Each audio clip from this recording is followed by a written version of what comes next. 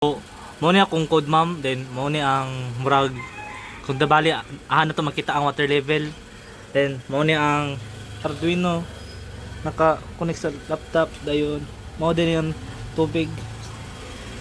Dayon, first ma'am, mo ni ang Wi-Fi credentials ma'am para maka-able sa wireless connection. Dayon, then sensor pin dari naka-connect. Nabali murag mo ni pin para ma-pin sa sensor para maka-sense sa water level.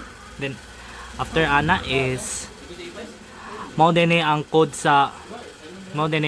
para sa Wi-Fi para maka-connect siya sa Wi-Fi.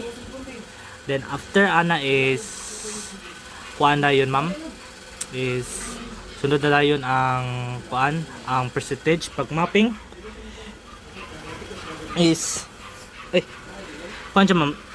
First mo ni ang kuan ma'am, ang code sa value ay sa kung wait mo ni ang code sa kanang dibali mo ang code sa kuan kanang ko ang kung wet ay kung dry na siya mo gamay siya dayon mo ni ang code sa wet value kung pagdako siya. Then sunod is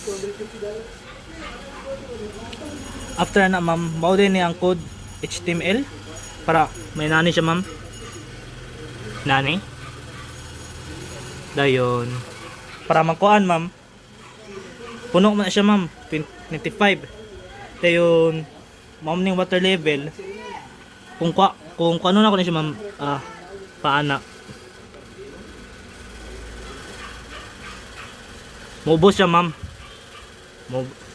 ay na pa siya water droplet ma'am, batog wala pa siya niubos tapos